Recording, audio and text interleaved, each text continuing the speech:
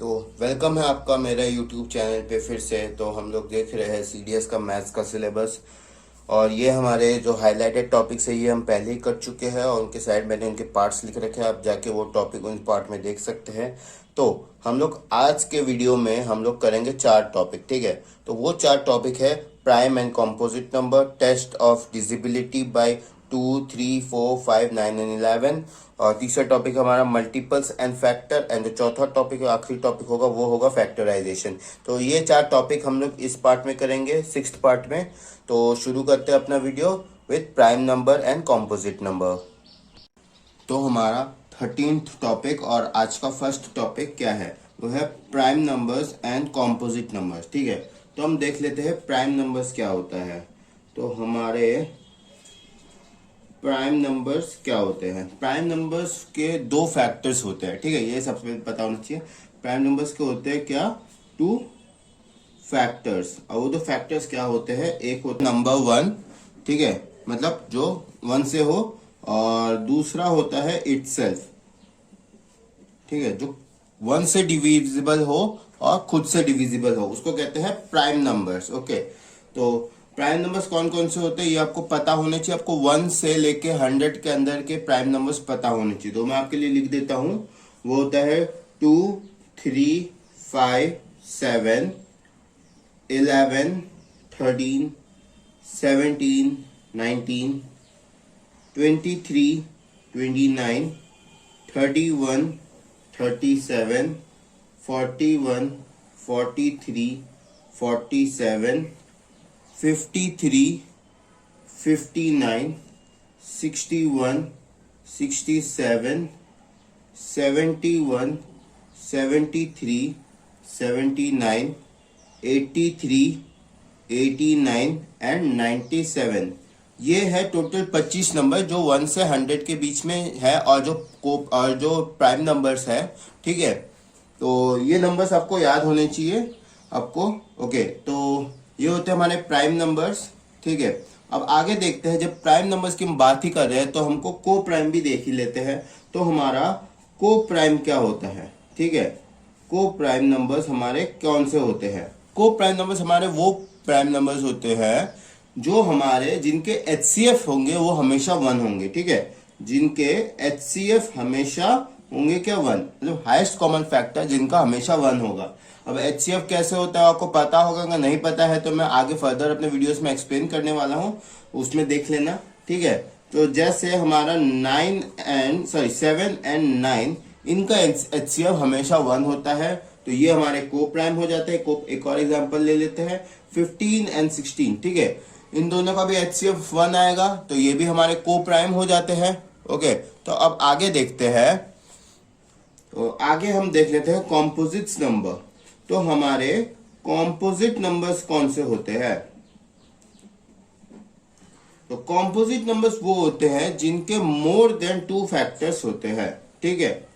More than, जिसके होते हैं मोर देन 2 फैक्टर, जिसके मोर देन 2 फैक्टर्स होते हैं उनको बोलते हैं कॉम्पोजिट नंबर्स। फॉर एग्जांपल 4 हो जाता है, 6 हो जाता है, 8 हो जाता है, 9। जैसे 4 का क्या क्या हो जाएगा, 4 का 1 हो जाएगा, 4 का 2 हो जाएगा एंड 4 का 4, ठीक है, ये 3 हो जाते हैं।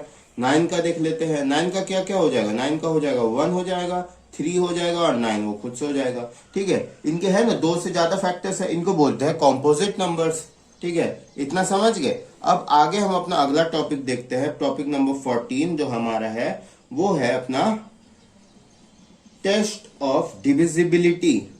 डिविजिबिलिटी ऑफ, हम देखेंगे 2 का देखेंगे, 3 का देखेंगे, 4 का देखेंगे, 5 का देखेंगे, 9 का देखेंगे और 11, ठीक है। इन 6 डिजिट्स के हम डिविजिबिलिटी देखेंगे और वो कैसे करते हैं वो देखेंगे, और उसके बाद एक एग्जाम्पल देखेंगे, ठीक है।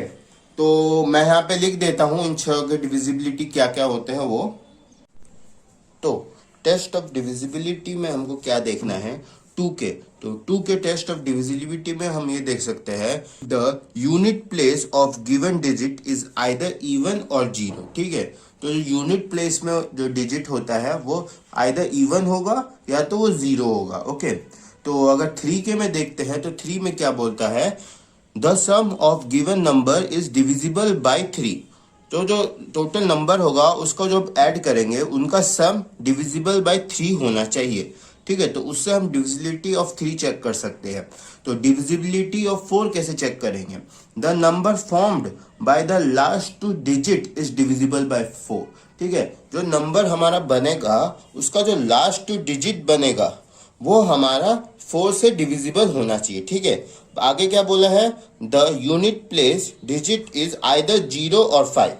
तो 5 का निकालने क्या होगा, उसका जो यूनिट प्लेस डिजिट होगा वो या तो 0 होगा या तो 5 होगा। ठीक है, तो 9 क्या बोलता है, 9 में लिखा है the sum of digit of given number is divisible by 9। उनका जो सम होगा, जैसे 3 में क्या था, 3 में जितने भी नंबर्स थे उसका सम है वो डिविजिबल बाय 3 होना चाहिए। वैसे 9 का भी सिमिलर है, जो सम है टोटल डिजिट्स के वो डिविजिबल बाय 9 होना चाहिए। ठीक है, उसका डिविजिबिलिटी टेस्ट करने के लिए। तो अब 11 देख लेते हैं। 11 क्या बोलता है, the difference of sum of even and odd place digit. जो डिफरेंस है even digit and odd digits के, उसका difference of given number is either 0 और डिविजिबल बाय 11। वो या तो 0 होगा या तो हमारा वो डिविजिबल बाय 11 होगा। ठीक है, यही था हमारा टेस्ट ऑफ डिविजिबिलिटी। तो इसका एक क्वेश्चन देख लेते हैं अभी।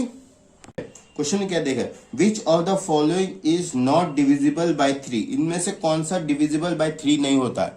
तो हमको 3 में पता था, 3 में क्या था हमारा था the sum of digit, digit का सम जो डिविजिबल बाय 3 होना चाहिए। ठीक है, तो अब पहले इसका ए ऑप्शन देख लेते, क्या है 4 + 5 + 6 + 2 + 7। ठीक है, इन सब जब को हम ऐड करेंगे तो 10 15 16 17 एंड 7, ये हो जाएगा हमारा 24। ठीक है, तो ये है हमारा डिविजिबल है। ओके, अब आगे देख लेते हैं। आगे 6 + 4 + 1 + 8 + 8 10 11 एंड ओके, तो ये हो जाएगा हमारा 27। ओके, तो ये भी हमारा डिविजिबल होता है। अब आगे देख लेते हैं, ऑप्शन सी देख लेते हैं। 2 + 4 + 7 + 4 + 4। ठीक है, ये हो जाएगा हमारा ठीक है, ये हो जाएगा हमारा 21। तो ये भी हमारा डिविजिबल है। ओके, अब चौथा ऑप्शन देख लेते हैं। चौथा ऑप्शन क्या बोलता है, 5 + 4 + 3 + 6 + 7। ठीक है, ये हमारा कितना हो रहा है, ये हमारा हो जा रहा है 25। ठीक है, तो ये हमारा डिविजिबल नहीं है। तो हमको क्या निकालना था, हमको यही तो निकालना था, which is not divisible. Not divisible कौन सा है, ये है, option D is the correct answer. ठीक है, इतना समझ गए। अब हम अपने अगले टॉपिक पे बढ़ते हैं। तो हमारा अगला टॉपिक क्या है, हमारा अगला टॉपिक है मल्टीपल्स एंड फैक्टर्स। ठीक है, ये है अपना 15th टॉपिक और आज का 3rd टॉपिक। ओके, तो इसमें हम देख लेते हैं सबसे पहले मल्टीपल क्या होते हैं एंड फैक्टर्स क्या होते हैं, उसकी डेफिनेशंस देख लेते हैं। तो ये रहे हमारे डेफिनेशंस, ये रहा अपना डेफिनेशन। डेफिनेशन क्या बोलता है, तो a multiple is a number that can be divided by another number. ठीक है, एक मल्टीपल ऐसा नंबर है जो एक और नंबर से डिवाइडेड हो सकता है a certain number of times. ठीक है, एक सर्टेन मतलब एक पर्टिकुलर नंबर ऑफ टाइम से वो उससे डिवाइड हो सकता है। ठीक है, विदाउट अ रिमाइंडर, बिना किसी रिमाइंडर के, उसको क्या बोलते हैं, मल्टीपल्स। ठीक है, अब फैक्टर्स देख लेते हैं। फैक्टर्स का क्या डेफिनेशन है, a factor is one of the 2 और मोर नंबर। वो एक या उससे ज्यादा नंबर है that is divided by a given number without a remainder, जो एक गिवन नंबर से डिवाइड होता हो बिना किसी रिमाइंडर के। ठीक है, तो इसका एग्जांपल एक देख लेते हैं। एग्जांपल हम एक ले लेते हैं, सिंपल से आपको समझाता हूँ। 5 × 4 = 20। ठीक है, तो इसमें मैं आपको फैक्टर्स और मल्टीपल क्या है वो बता देता हूँ।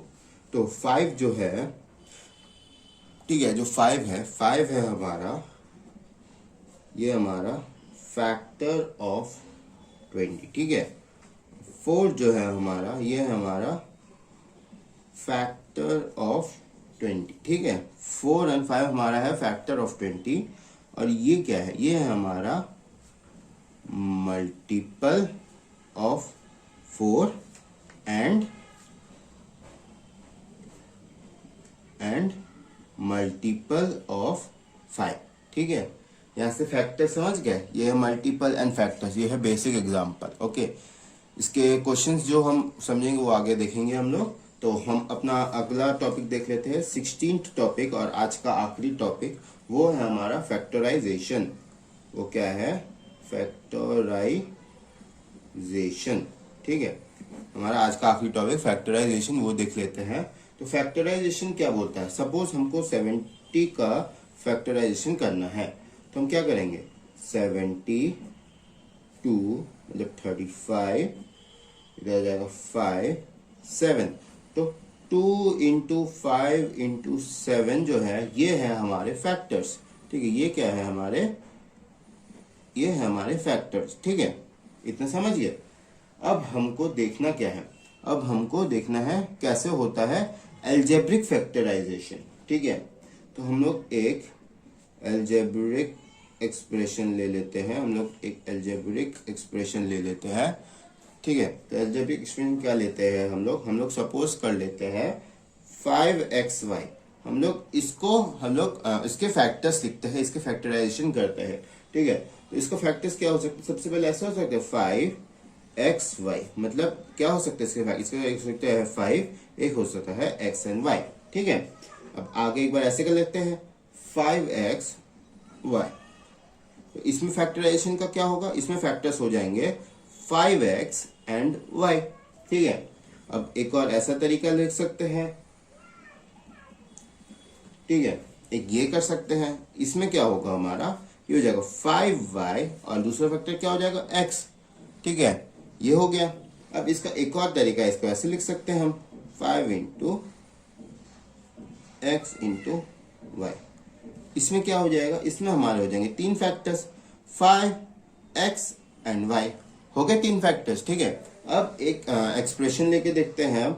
सपोज कर लेते हैं 20a plus 20b plus 20c। ठीक है, ये हमको दे रखा है। ओके, तो अब हम क्या करेंगे?